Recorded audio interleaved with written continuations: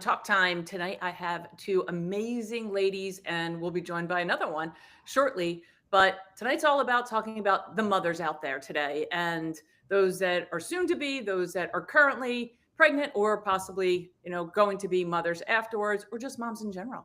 So I'm Kathleen Titus, the race director for the Philadelphia Marathon Weekend, and I am joined here with none other than Katie Florio, who won our 2024 full marathon, and Aliphine Tuliamuk, Olympian, and she is due soon. So, ladies, good evening.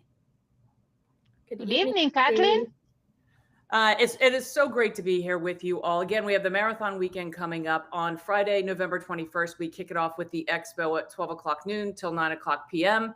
Saturday, we start with the Philadelphia, Dietz and Watson Philadelphia Half Marathon at 7 a.m., the Rothman Orthopedic 8K at 11 a.m., and the AACR Philadelphia Marathon on Sunday at 7 a.m., followed by the Nemours Children's Health Kids Run at 11 a.m. So lots of activities all weekend long.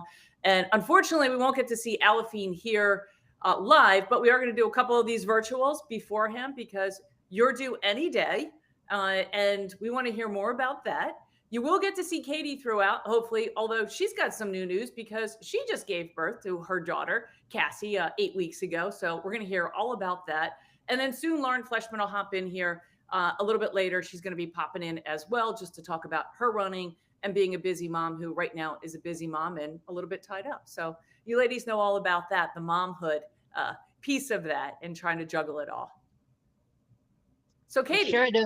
I'm going to kick it off with you, and then I'm going to go over to Aliphine because you're the new face.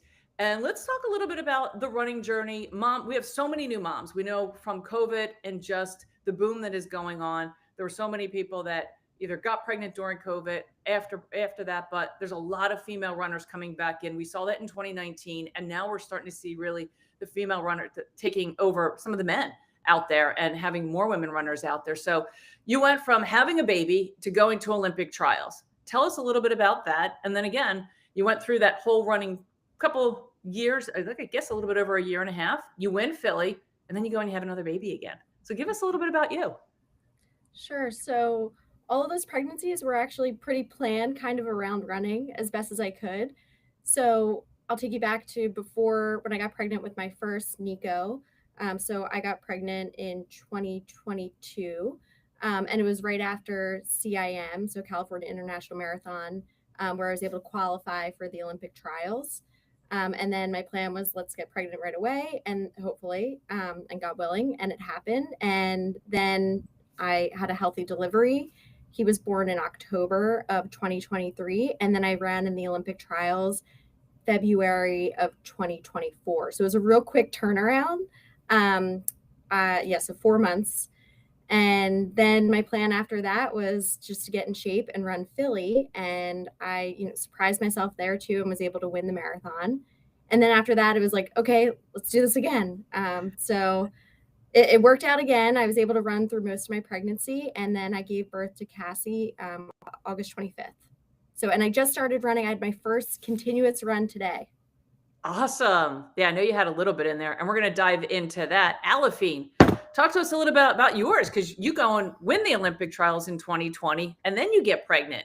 And then tell us about that journey for you. And then again, now you're pregnant again with a little guy.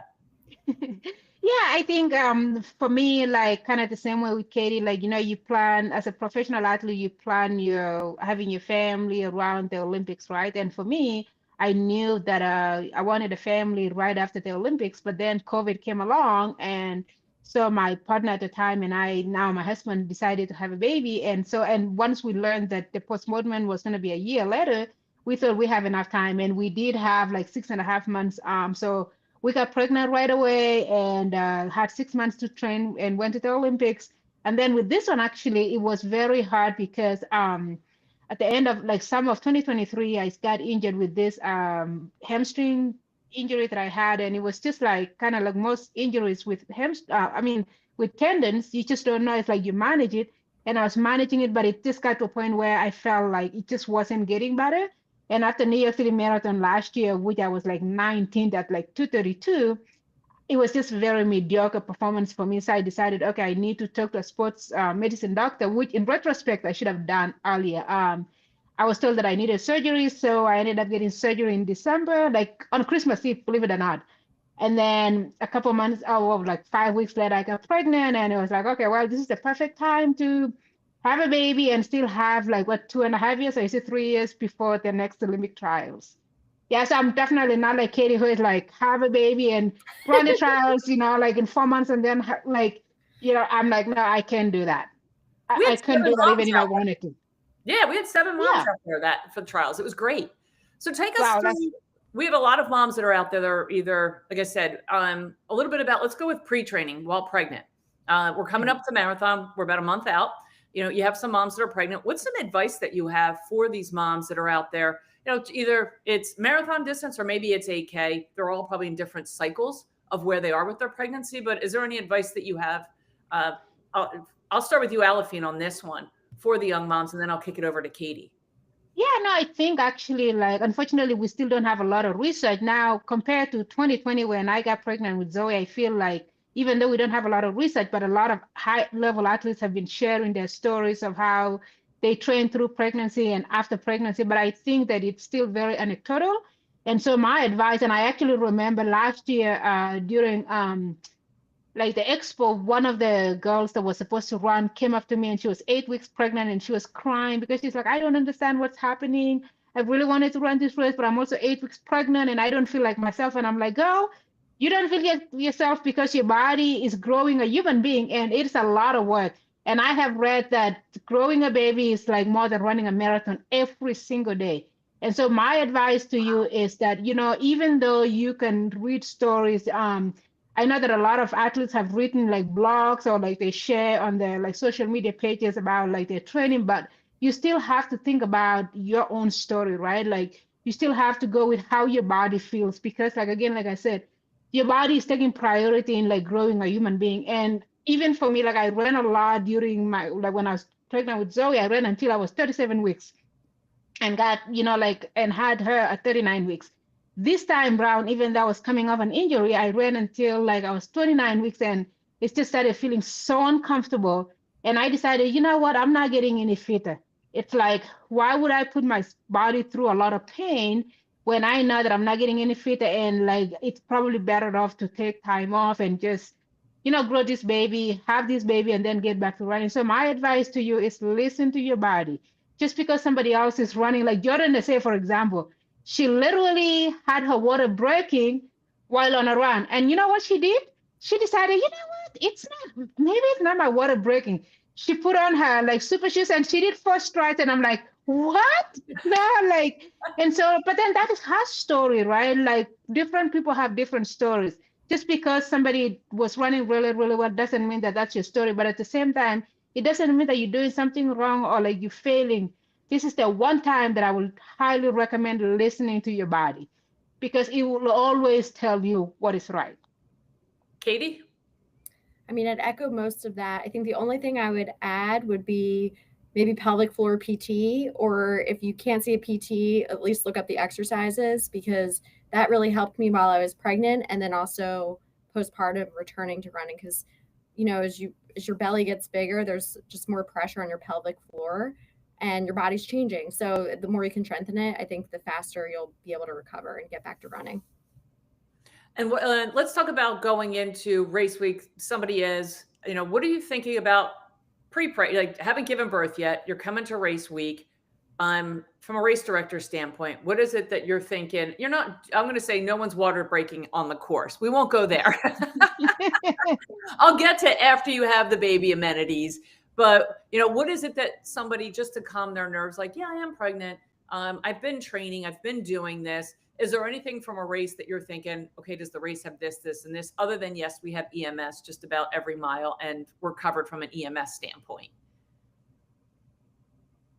I'm gonna let Katie answer that, because I'm just thinking like once you have those EMS, I don't know what else you could do, but I think it will probably be a good idea for the athletes that are pregnant to like have, I don't know, a number of somebody that they can call and like have an exit strategy, right? Like if your water did break on the course, like do this and do this, but also like I think I don't know, yeah, I'm gonna let Katie answer that actually. I'd say at least while you're pregnant, one advice that my doctor gave was I ran the broadsheet run when I was like 22 weeks pregnant. And he did say, just make sure that you're not too close. Like you don't want to fall and like hit an elbow from someone. So just make sure you're giving yourself plenty of space too. In terms of the actual race, I guess other than EMS, that's fine. There's more, I would say, postpartum, especially if, nursing moms. I don't know if we're going to get to that subject too, but let's go right into that. I think that's one of the most important because if you're nursing your baby, you need a pumping station, and it would be great if you could have one and just a little bit of privacy instead of just trying to do it on the side of the road. And I know that, a lot of times there's specific tents that you can go in and pump. I can tell you that we do have pumping stations at the start and finish line area. It's a pump and a dump. It's not a store. So that's that. But every medical tent, if somebody is looking for a medical to pump on the course, they can go and privately pump. We just need to know where. We can even let them know ahead of time. If you reach out to us, the race, and you want to have, pump and have it and someone there, we can even tell you where that is. But all the medical tents are able to provide that if you needed to do that. Oh, wow, Kathleen, that is pretty amazing. That is really impressive. I'm very happy to hear that because I think that especially like, a lot of our athletes who are studying like 3 hours after their elites, have studied and maybe they have like 3-month-old baby or 4-month-old baby, they definitely would need those resources. So that's pretty awesome. So it's just a matter of us, the communication, the athletes communicating to us that, okay, the start and finish is no problem. If, needed to, we absolutely have the resources at each of the medical tents. We would just say, okay, here's where you're looking to, what mile distance, great. Do you want to put a pump there? What do you want to, how do you want to go about it? But to know that a runner can say, okay, I'm going to make it this far and then I'm going to have to pull over. My stuff is going to be there. And then when it's done, or a loved one can come and pick it up, or I can go get, like, whatever that is. We just don't have the icing facilities, but we do make sure that, I don't think a lot of people realize most races will accommodate that and have that at the medical tents. It's just not really widely known until probably 3 years ago, I guess, is when I had started it for the Philadelphia Marathon. And it felt like it was starting to take on, of more and more moms were coming back. And it was like, oh, we're coming out of COVID and we're seeing a baby boom. We need to make sure that we have these facilities and make it known that we have facilities. That's really cool. I mean, like, I even think about like at the Olympics, they didn't have that. And I was like, I literally ran out of time to pump and I had to be in the same tent with Team USA and everybody. And I ended up not pumping because it's like, I don't have privacy and it's time to go to the start line. And this is the Olympics. So the fact that you guys have that is pretty amazing. That makes me very happy. Wow. Yeah. Yep. Katie, you were going to say something there? I was just going to say it's nice not to have to stress about that logistic because I know that's a concern. People won't do the race because they're like, where am I going to do this? So it's nice if we can get that out for people to know that, yeah, there's a spot for you to pump. Yeah. Is there anything that changes dietary? Is there anything else that you're thinking, hey, moms might post having a baby out there besides the pumping that would be beneficial, or some words of wisdom there after? Like you said, Katie, you ran through the postpartum piece of it. Aliphine, I know you're running as well, and then you ended up getting injured and was, we'll talk a little bit more about that. But Katie, talk a little bit about had the baby and then you're in that training for the Olympics and what that, post baby was like. So I'd say nutrition wise, I can't think of anything particular on the race, but in preparation, again, if you're a pumping mom or a nursing mother, you're going to need some extra calories there, in addition to your normal nutrition. And then also you got to be careful too of your bone health, because when you're breastfeeding there, it can reduce your bone health. That was literally what I was about to say. Like, so I created this group of elite athletes that are like, they just had second babies or first babies. And I think there's like, I don't know, like at least 10 of us now. And some of the things that people are sharing, it's like, I don't think a lot of us are thinking about, like, when you have a baby and you're breastfeeding, you're still producing relaxin. And a lot of people, myself included, end up getting injured because we don't know that, aspect of it. And so, like, if you're still breastfeeding and you're putting in like a lot of mileage, chances are you might end up with a stress fracture. And I think there's two parts to that. One is your calcium stores, right? Like, you're producing milk, so you're depleting that calcium store. So you definitely need to make sure that you're supplementing with the calcium, but also your joints are not stable. And so if you're putting in a lot of work, running a lot of miles with step joints that are not stable, I think a lot of us end up with a sacral stress fracture.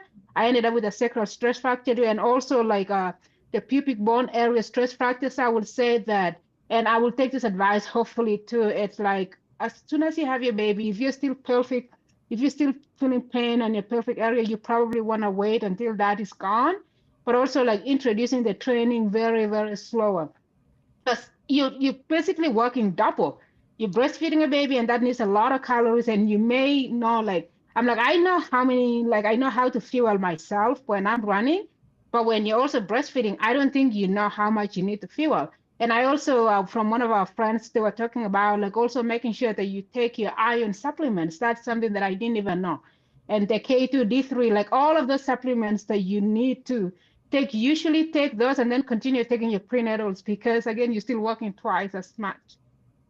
So that's something the advice that I'm going to take for myself. But I think that people just like if you're running, especially when you're pregnant, you're feeling really, really bad. And when you have that baby, you can breathe, you feel a lot better. But the problem is your brain doesn't understand that your body is still very fragile. And so you can easily overdo it and end up with an unnecessary injury. So I would like say, like, be cautious. Like, not everybody can be like Katie and run a marathon in 4 months. I tried to run in 6.5 months and I ended up injured. So, and we've had a lot of, like even Molly Huddle got injured. Neely Spencer has gotten injured before. Kellen Taylor got injured with stress fractures. And so I think that it is definitely still very anecdotal, but I think that it's a very strong correlation between running a lot, training for marathon, and getting injured. So let's compare that. So Katie, when you were doing your workouts leading up to the race, what was your mileage like? I'm curious, is this like just the difference of that mileage and Aliphine, like the workouts, how similar or how different they may have been? So coming back postpartum, I got cleared at 4.5 weeks, which is a little early. Normally people, I would say 6 weeks is like more typical. And even this time I didn't run until 7.5 weeks. So a little bit longer this time. But for the 4.5, I was trying to get back into semi shape to just be able to run at the trials and complete a marathon. And when I started initially running, I would do some walk runs. So it's really funny looking back at the logs to see how you can really start doing like 10 by 2-minute run, 1-minute walk, and just slowly building the blocks. And then before you know it, you're doing, a 15-mile run. But it takes a while. And I peaked before the trials. I did one 20-mile run and I did one 80-mile week. So I definitely was undercooked going into the trials. By the time I got to the Philly Marathon, I was, my normal mileage for a marathon, which is closer to like 100, 110. Were you still breastfeeding at Philly? I stopped a month before Philly. Okay. Yeah, I stopped at a year. I made it a year and then stopped. But talk about that though, because I think a lot of people also talk about like when you start breastfeeding and it's like you continue running, your hormones are all over the place. Was that something that you experienced? It was a pain. I just remember wanting to just be able to get up in the morning and just go out and run. Instead, you have to pump and like think more about logistics and maybe, double up in sports bras. It just gets more annoying for sure. And then I'd say also the weaning process was also, kind of a pain. Tell us about yours, Aliphine. Yeah, so I was lucky. Like I always tell people that after I had my daughter, I was literally, you could call me Alvin the cow, because I was an awful producer. I was literally like a cow, like I thought I was gonna stop at the 4 months breastfeeding. So I pumped a lot. I literally had a just freezer that was full of breast milk. But then I loved breastfeeding so much and decided, you know what, I'm not gonna stop. And I tried to, seek information out there to see if it was safe, and the anecdotal evidence that were out there were like, if you fuel properly, you're gonna be okay. And I almost made it, like to the end, because like I got injured literally 13 days before the marathon. And in terms of mileage, I think at that point I had like maybe the 6th month, I went up to like maybe 100 miles. And I remember like I was doing the things that I usually do, like my last big workout, which is what like kind of like as soon as I stopped, I felt the pain, was a 15-mile tempo. and I ran a 15-mile tempo at like 5:41 pace. And I was like, wow, I can't believe at 6 months postpartum, I'm running 5:41 pace. And I felt amazing. I remember in 2019 when I ran Rotterdam Marathon, I ran a 5:41 pace for that 15-mile run.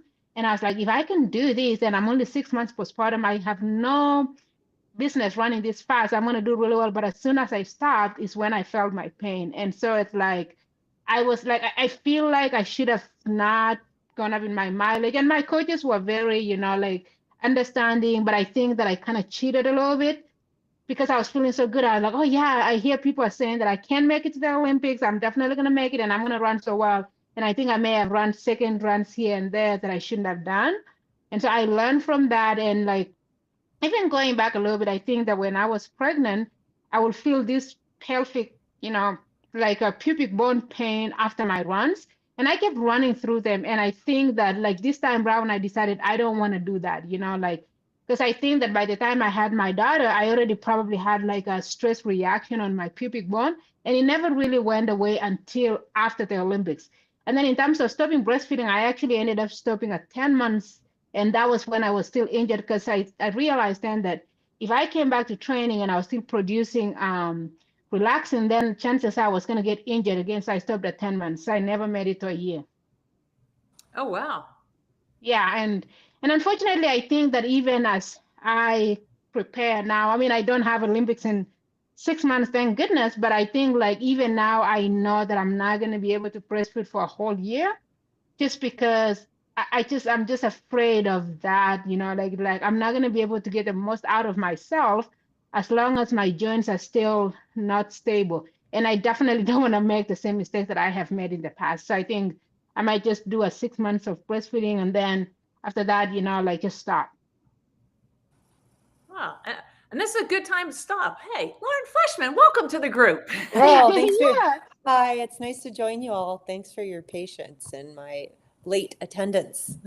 No, it's okay. We're talking all things moms, which I said, you are queen mom with kids that are just about to approach, the double digits. Well, they're in the double digits, but one is. Yeah. So even from your standpoint, we talked about Katie, who had the baby right before Olympic trials. And then we talked about how Aliphine went to Olympic trials and then had a baby. Let's talk a little bit about your journey and coming out. Because were you finished running? You're running when you had Jude? I didn't want to be finished, but just being a little bit older than these two, I didn't have as many role models, and it was still like the very, very dominant idea was that you waited until you were done to have a kid, and that was mostly due to economic forces not really providing any pathway for you to keep doing it. And we now know with the research, if a woman is supported for the first 2 years after postpartum, there's every reason to believe she will be running faster than ever before. And that it isn't a career ender, but it's just a bump along the way, this like kind of inconvenient fact of who has the uterus. So, so I would say that I felt like I was a little bit on the front end. Like I was, for all we know, the first professional runner to be signed by a brand, like with a good contract while pregnant. Like Wazelle sought me out and wanted to sign me as a pregnant person, which was wild. And Nike didn't have an interest in keeping me on if I was going to have a child. So it was a real difference heading into that space, but it was like the unknown. I didn't know. I had more running in me, and I knew that I could run faster PRs if I had a chance, but I also didn't have a lot of role models for it. And I felt like I also wanted to coach. And so for me, I guess I think I stopped putting all my eggs in the basket of excellent performances for myself at that point, and I diversified. So I still trained and I worked hard and I raced, and the only personal best I set was on a road 10K. And outside of that, I didn't break any of my personal bests, but I was coaching, and I also had other injury problems. I had Achilles injury problem that came on during my pregnancy because of the ligaments and tendons loosening, and I didn't really know what was going on. And I just kind of was training as usual. And then that haunted me for a few years, kind of tagged along. So I was just listening to the end of your story, Aliphine, about things that you learned the first time that you're like, I'm not making that mistake again. I think that was one for me. Running and training while pregnant with Jude, I just wasn't aware of the vulnerabilities, and I would still train, but I think I would just be more aware of the vulnerabilities and be a little bit more patient and really take that longer view. But there can sometimes be this tendency towards invincibility when you're a professional athlete and like you're used to being the exception compared to your peers in your athletic career as you make it to the next level and the next level and the next level. So I think a little bit of that kept me from making the best decisions. So with that, Katie, let's talk about this because you aren't a professional. You do have a full-time job, trying to do professional, but running some professional times. How is that for you? Because you do have your 9-to-5 job, and then you're trying to train around that, and now you're a 2-time mom, and 8 weeks out. Yeah, it's for sure busy, but I realize it doesn't matter, professional or not. Everyone's busy. But I'd say, so I'm a wealth advisor at Goldman Sachs. So it's a pretty, I'd say, intense, demanding job. And I try to get, my runs in early in the morning. If I'm doubling, now that I have kids, I used to do it just after work because it didn't matter. But now I'm like, that time's sacred with your kids. So I try to either fit it in if I can, lunch or early afternoon. And I'd say, the secret of how I can get that all done is I actually live like 2 blocks away from where I work. So that makes it a lot more convenient to be able to do that. And I live, close to the running trail here. I also get a lot of support from my husband who helps that to watch the kids while I go run. But it's busy. Yeah. I always like meeting up with Katie because it's just Midtown, super easy, but she fits me in midday. And Lauren, we had talked about amenities at the race. One of the things that we covered is from a runner's perspective, what would be important for you coming, either just having a child or running while pregnant. I was saying not ready to have their water break on the course, but, just ahead of time, we talked about some nutrition there. We talked about the lactation stations that we have at the race where you can do pumping beforehand, and then afterwards, or going to the medical tents as well.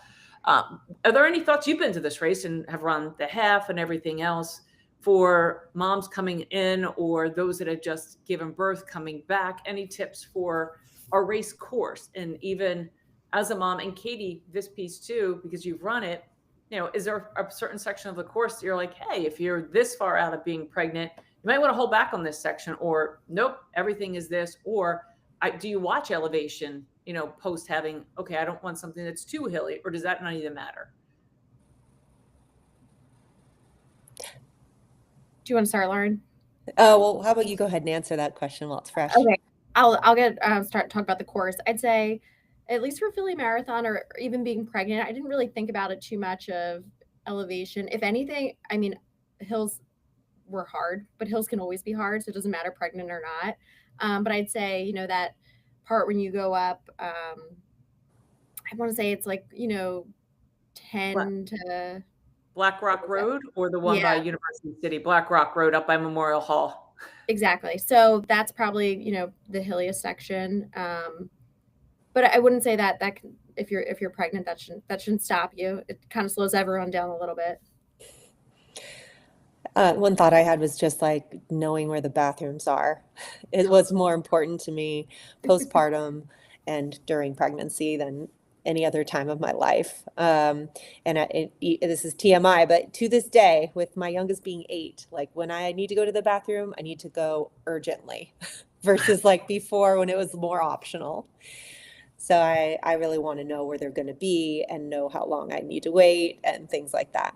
So, and But even also, frankly, places you can find a tree in a but bind. also, Lauren, if you're running a marathon, I would say, like, I think I may have said this before, it's like one of the best advantages of being an athlete after having a baby is that, girl, if you just need to go for number 2, like, well, no, not number 2. If you just need to pee, let's just not complicate things. Yeah. If you need to pee, just let it go. You know, you're already just sweating anyway. You don't need to go find a tree. You don't have time for finding a tree. No, it's And then true. get a water station and just like pour yourself some water, clean it up. Yeah, You're good. you know, You're good. that is it is like I've done It's a it before. blessing. And if I were chasing a personal best time, I would not hesitate to just pee on myself. I would not hesitate. Yeah. The Ironman. I mean, just no because problem with that. For some reason, when I moved to triathlons and that distance, I'm like, I have no problem. Like, okay, I'm not getting off the bike. Yeah. Right, seriously. I remember my coach saying, you still have to just go. You got to, I'm like, and I saw water sprinklers. I'm like, well, I'm going through the water sprinkler. Like, no, I'm not getting out of this zoot suit. Once I can't get it off, I can't put it back on. It's Yeah. too much time I'll lose. But running, I never really, I ended up going for Boston qualifying times. I'm like, I need a bathroom. I don't care. But triathlons, it was like, I don't care. I'm in it. Yeah. Aliphine, what about you when you came off? Was there anything course-wise that you were looking at? Like, hey, I think I'm going to stick to this type of a course versus a different, or that didn't even come to mind? It was just, it is what it is. No, I think that when I came back into racing after, you know, the Olympics and after having Zoe, I was actually, believe it or not, in the best shape of my life. So at that point, I wasn't really experiencing any like post having a baby side effects. And in fact, like that was like 2022, like spring and early summer of 2022. And that's when all of my PRs happened. And so it was like I was in the best shape of my life, going back to what Lauren was talking about. And I remember running the 25K champs and running like a minute faster than I'd ever run. And I went to New York, you know, mini as my last 10K before taking time off for the fall marathon season. And I ran 31:08. And I'm like, I didn't even think I could do that. Like my track PR in the 10K is 31:53. Wow. And it was just like, I just felt invincible. I just felt so good. But yeah, like I think in the very beginning though, like definitely like I wasn't necessarily thinking about the course, but like in training, it was like the hills were really hard. Like I think that after I had Zoe, like the first few months of training was just like, I don't think I could do this anymore. Like I'm going up a hill and I'm not moving at all. But after some time though, you know, like everything just came together. So yeah, but I never did in terms of races, I didn't I didn't do any races when I was still very early on. By the time I was pregnant with Zadie, and I'll always be a runner, right? So this is just the non-pro athlete side of my running experience. By the time I had Zadie, I didn't have aspirations to break personal bests again. I wasn't even trying for it at all. And I got pretty unfit because I couldn't run after 14 weeks of pregnancy with her. So I had to be very sedentary, and I've had a terrible pregnancy as far as just feeling awful the whole time. And so once I recovered from birth, I didn't have a foundation to come back to. And so it was very discouraging when I would go for runs. I would feel so heavy and uncoordinated, and the body that I was used to inhabiting was just not interacting with the earth in the same way. I was just like kind of felt like I was fumbling around, and so I'd say that just to name that as another experience that I have learned, it can be really common. That the journey back into running can be pretty hard and slow, and you can feel like you have a ghost of yourself that you can compare yourself to that isn't always helpful when what you're trying to do is find momentum again, find confidence in your body, find joy in movement. And so that took a little while for me to get back to feeling like running was fun again. Like how long are we talking about? Because I am literally in the same boat right now. Well, Aliphine, I think, correct me if I'm wrong, but you have goals that are. I do. Yeah. I need to pay bills for these kids, girl. I can't just pop them out and not you know. Yeah. So and I haven't done anything. Quite frankly, I haven't I ran New York City Marathon last year, which is a year ago this coming weekend. And after that I took time off, and then I had surgery in December without running. Like I took complete time off, and then I had surgery, and then of course I took the 12 weeks off and I started running. And I think the longest I ever did, which was once, was I ran a 6 mile in June. And then after that, I had like an SI joint pain, which actually I was going to say earlier that for athletes, excuse me, that are pregnant, it's very common to end up with like a SI joint pain. And what I should have done right away was see a chiropractor.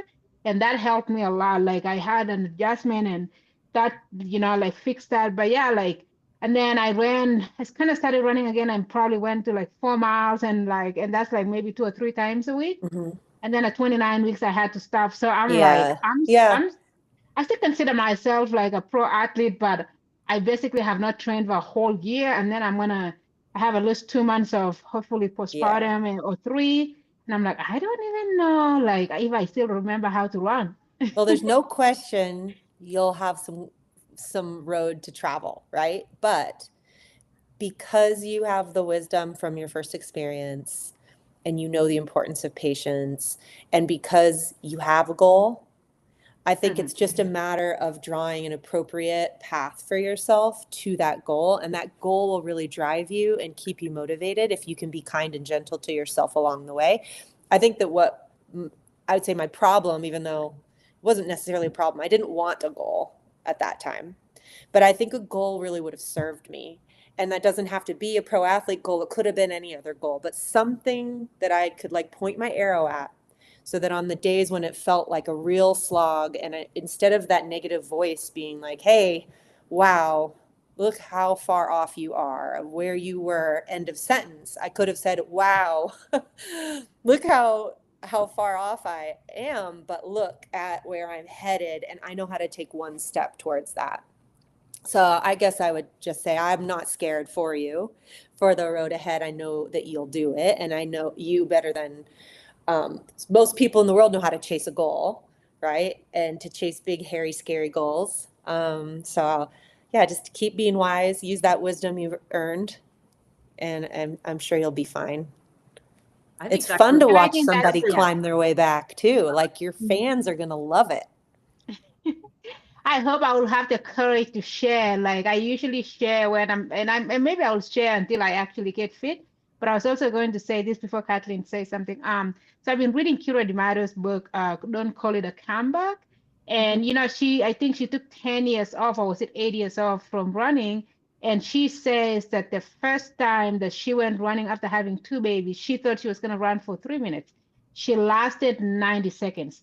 And then she turned around and went home. And to know that she went from that to setting the American record like only 4 or 6 years later is pretty incredible. So it's like this says a lot for all of us, moms or moms to be. It's like the journey back can be incredibly hard, but I think that if you keep showing up and it's like even with having a newborn, you're sleep deprived.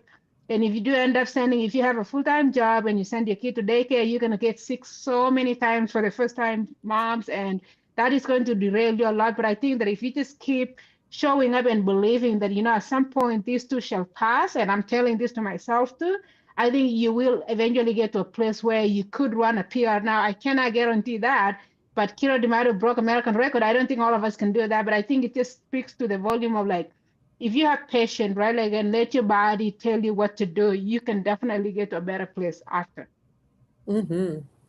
And I think it is possible to reframe us like feeling like you're in a setback as a fresh start. Like, people like to clear their Garmin every now and then. I think it's a great opportunity to just clear the history and start over. It's like, you just ran your longest run ever and it's 1 mile and like, go ahead and do it. Why not? Right? Why not take this opportunity to be a beginner again and enjoy a bunch of little victories? Yeah. And I think that goes for anybody. I mean, that's not even for the moms tuning in here. That's for anybody. There's a setback and every time, it doesn't matter who you are. I think that clearing the Garmin is a good thing. That should be like an annual thing, like clear it and start the year over again. All right. I love that. The little, your first 5K and you get the little thing. Exactly. Like I walked it, but that's okay. Yeah, maybe I'll do it on my birthday every year. I'll just hit a reset. That's a good, there we go. We'll be setting some goals. Aliphine, I think you should come and just next year, you have to come and do one of the runs just for fun. No pressure. I really want to do that. Honestly, Just for Kathleen, fun. I want to do that. Maybe I should do the 8K. That's I should do the 8K. And I mean, and actually, like realistically, I think my goal, it might be unrealistic, but my goal would be to run a full marathon. Like I want to give myself a full year from when I have my baby, because I want to take like, maybe 2 months, maybe even 3 if need be. And the interesting thing, Kathleen, and everyone here is like, I think about the African elite athletes, right?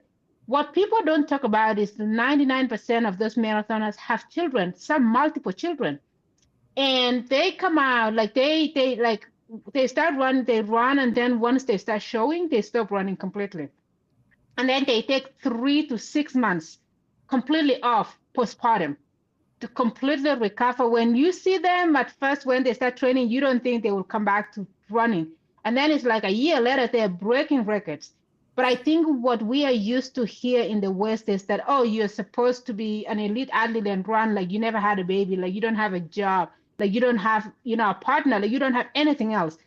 And it's like, you should have a baby now, and tomorrow you should look like an elite athlete. And it's like, no, I just had a baby. My body is going to take 3 months to get to where I can look like I'm a runner. And I think that we need to reframe that. And like, I even remember in the group that I was talking about earlier that I created, is like, I just tell my fellow moms, like, I'm not an expert, but I will tell you this, like, if you push too soon after having a baby, even if you're feeling invincible, even if you're feeling great, chances are you are going to get injured. I don't want to have to say, I told you so. And I'm also telling this to myself, because I know that once, you have the baby and you're feeling great, it's easy to just think, oh no, I feel good. But it's like, we need to learn to restrain ourselves and remember that to carry a baby for 9 months and to birth this baby and like to not be able to sleep and to feed this baby, even if you're not breastfeeding, it's still taking a lot out of you. The energy, it's like, just be patient. Yeah. Because it's like, it's better to come back slower and have your first race at 8 months postpartum than to get to your race that you are hoping to run well and be injured. Like I did at the Olympics. I'm like, I look back and I'm like, how, that was not very smart of me, right? Like, I wish I had gone to the Olympics healthy, but a little bit undertrained, because I would have finished the race. And now I tell people I went to the Olympics and they're like, how did you do? I'm like, I didn't finish. It's not fun, actually. And so it's like, I wish if I had to do that all over again, I would rather go into a race undercooked and finish it than make it to a race very, very fit, but injured, because you're not going to do anything. It reminds me of, in general, something I feel like we do in our culture, especially around women and our bodies, is like no trace mentality. Like we want to have a no trace pregnancy and no trace puberty, no trace injury. Like, oh, get in the pool, get on the bike. Like, don't let your body change at all. There should be no evidence it ever happened. And I think there is a real wisdom in, women from Kenya and their example, to look to that and be like, these are the fastest women in the world, some of them. And I remember, like, I went most of my career without even knowing I was racing against women that had babies and had come back. Like, no one talked about it. It was like invisible, and that would have been really helpful to know. Yeah. You I mentioned even oh, go ahead. Go ahead, Katie. I was just going to say, you mentioned just like body changing too. I look at like pictures of me and like my peak performance last year. And it's funny because I'm like, some pictures you still look fit. And then others I'm like, oh, I can tell I had a baby, because your belly just looks a little different no matter what you do if you have a baby. And just like learning that, okay, that's okay. Even when you're wearing the crop top, and just getting more comfortable with that. Yeah, it's like, I have a friend that was like, yeah, of course I look like I had a baby. I had a baby. Yeah. It's like, we normalize it. That's why we're doing stuff like this. Like, celebrate that everybody's bodies that are out there are just a little bit different. Women tend to go hardest on, yet we're probably the most special of all human beings because of what our bodies can do. So it is celebrating those big wins there. And everybody should be able to wear a crop top. It's fine. If you want to wear it, you should wear it. Wear it. Just wear it. Doesn't matter. What other questions do you guys have, or comments, feedback, input? This has been great. I don't know where 50 minutes just went, but it kind of went by at the blink of an eye.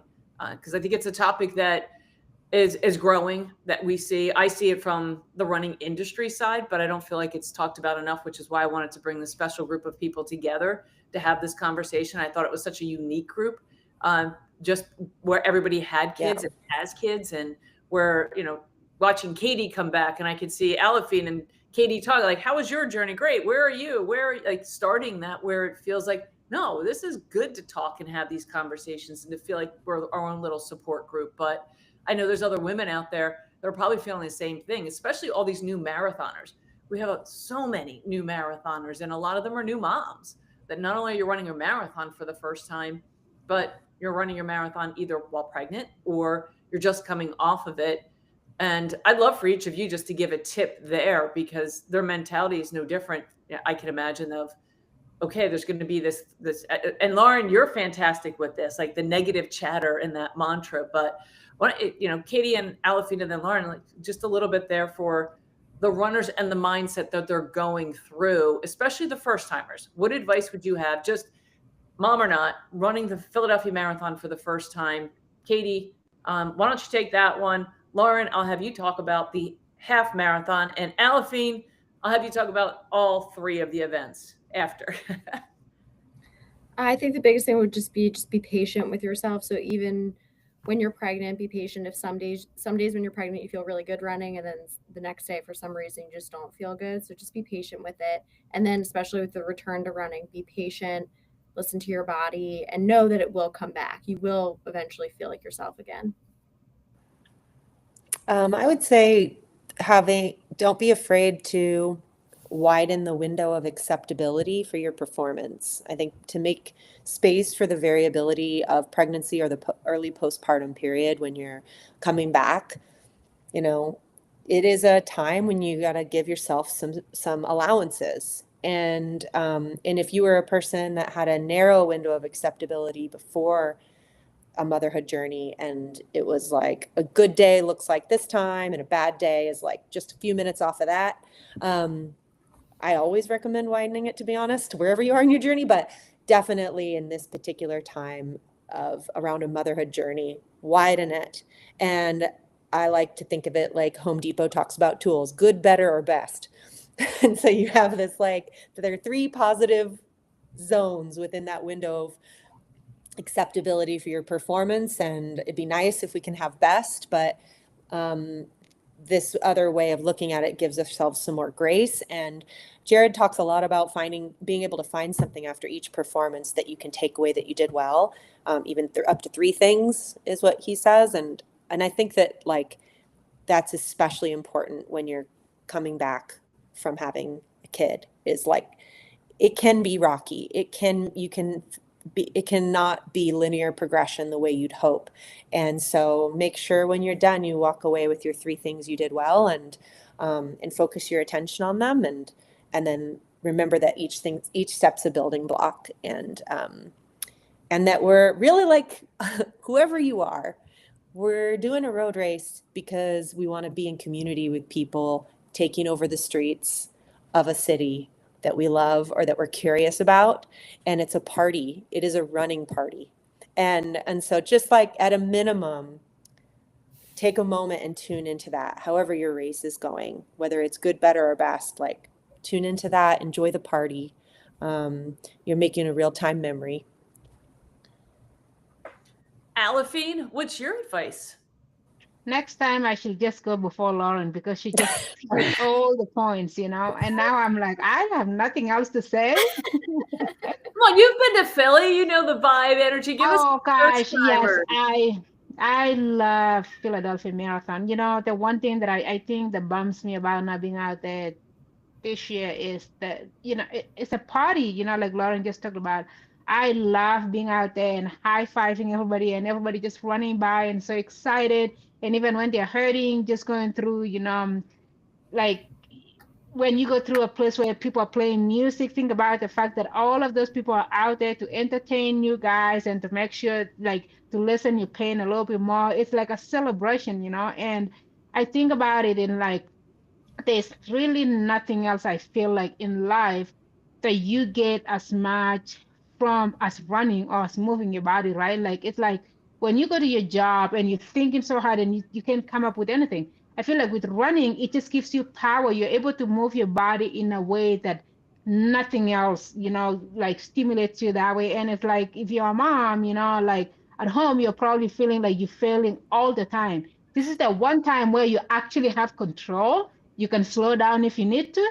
You can, speed up if you need to, and you don't have a kid telling you, "Mommy," 100 times in a minute. It's like it's your you time. It's like celebrate that time, have fun, and think about the fact that when you started training, you didn't think you could run a marathon, and today you're running a marathon. Excuse me, you're running a marathon, and you're absolutely kicking butt. And even if it hurts, we signed up for this, and this is why we do this, because we know that if we can overcome this pain, we can basically overcome any other obstacle in our lives. And so, like, I am so excited for you all that are racing. I am actually kind of wishing that I was going to be there just to cheer, because I think about the cheering squad, and everybody pay attention to, I think around mile 25, maybe a little over mile 25 before you go off that hill, and the cheering squad over there with the DJing. Oh my God, I love that group, and I am going to miss it this year, but I want all of you runners, when you get there, feel pumped and get a lot of energy to go up that hill and finish super strong.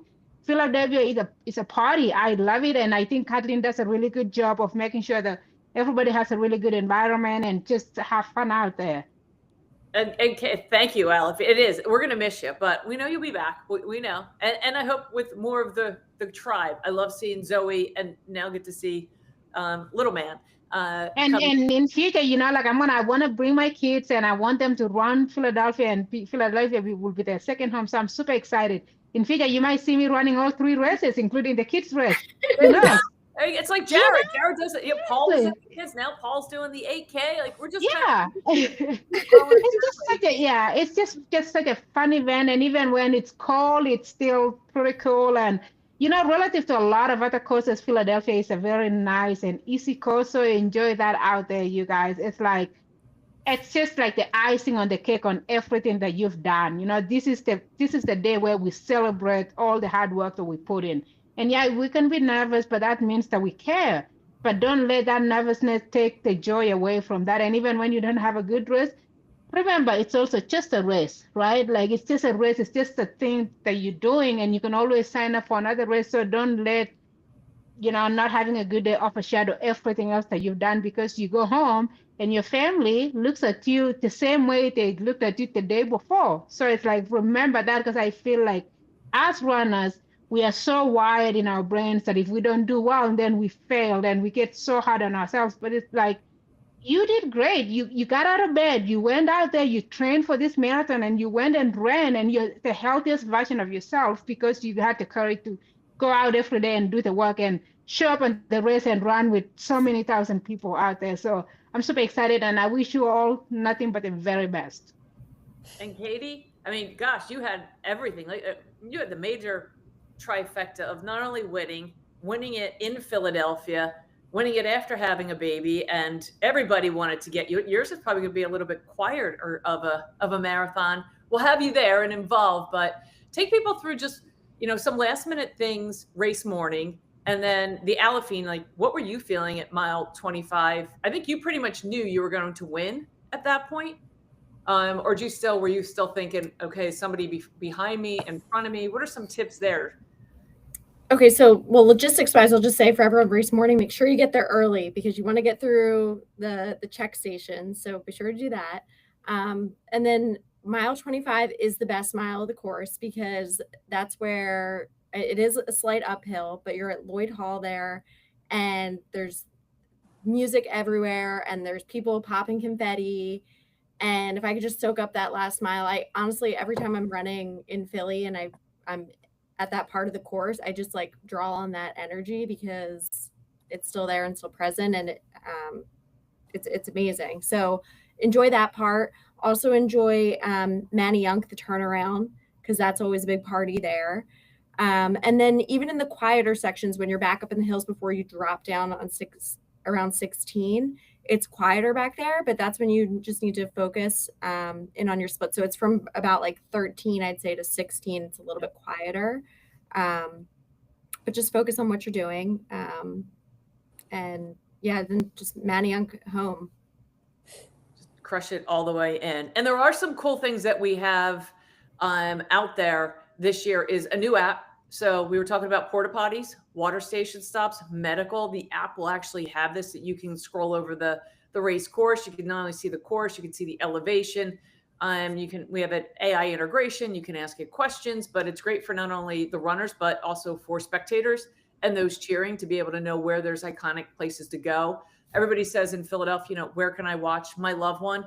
It's a grid, the downtown area. So the first 8 miles is pretty easy to navigate, going from the start line, then crossing over and being able to see a loved one at mile 6, and then kind of being able to make it over to that mile 16 and then make it back. There's different ways for the full, but also for the half. It's easy to navigate and move around because the city is a grid system. So definitely download the Philadelphia Marathon app. It is active right now. It's on iOS and Android, but you'll be able to see the leaderboard and get all of your detailed assignments. We haven't done bibs just yet because I know some people are asking about that and asking about corral assignments. They're coming the first week of November. So we've got some things happening there, but you definitely want to check that out. We have our next speaker series here, webinar. It's going to be on November 5th at 7 p.m. We are going to have Mr. Bart Yasso, who's formerly with Runner's World, who actually just put out a new book. I've been seeing him going everywhere on his book series. Mark Sullivan, who's run every single one of our marathons. And Latoya Snell, who she likes to call herself the back of the packer, professional back of the packer. So we're going to talk about everything from race, what it's like to be at the front of the pack, trying to navigate, but what is it for those slower runners? Everybody's covering the same distance. Everybody's feeling the pain, but to know what to prepare for if you know you're going to be out on the course for 6 to 7 hours versus 2 to 4 hours. So we'll have that on November 5th. Again, we're trying to integrate a little bit more, go a little deeper with the runners out there, because again, like this panel, we know there's a lot of not young mothers that are out there, but we have so many first timers that we also want to make sure that we see those that are in the back of the pack, those with athletes with disabilities. So again, tune in November 5th. You'll get to see us there. Otherwise, these amazing ladies will pop back up again. I know Lauren and Aliphine, we have another webinar, I believe November 10th, somewhere after that one with Dakota and Jarrett. Katie, we hope to see you at the start line, also integrated in. But if you have any questions, all of these ladies are easy to reach through their social media channels or just come race weekend and see them, because there are speaker panels that are going on and they'll be floating around and we'll have places and all of that. So again, I want to thank you, ladies. Any parting words for the group out there? Moms, not even moms, just women, men, anybody that's tuning in tonight. Lauren, yeah. Sorry, Lauren. I was just going to say, that's the most important one. Have fun. Have fun. Yeah, I think I really like reiterating Aliphine's point about who you are doesn't change no matter how your performance is. And like I find it really motivating as my kids are getting older. I can really see that how I respond when I don't get what I want, when I'm having a tough day, when the weather ruins plans, they're paying attention more so than when things are going my way and I like appear to be a superhero. And so, yeah, just keeping that in mind, that it's not just your good days that inspire your kids and teach them things. Katie, anything else besides have fun? No, that's the main one. It is. Aliphine? Not really. Although I will say though that, how many weeks are we out? Like 5?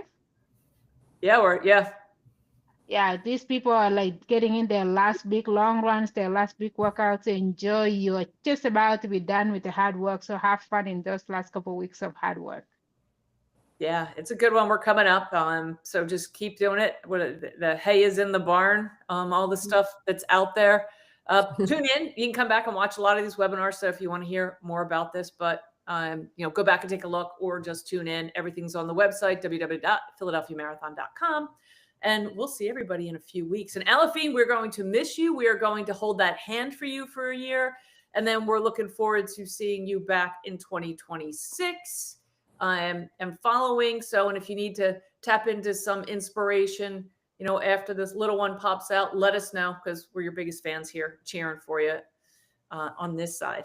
And Katie, you're just doing amazing. You're already zipping around. So Cassie's lucky. I can't wait to meet him and see the family. So, and Lauren, looking forward to seeing you too. Yeah, see y'all in Philly. All right, everyone. Thank you again. Kathleen Titus with the Philadelphia Marathon Weekend. We will see you all soon. And ladies, thank you very much for everything. Thank you.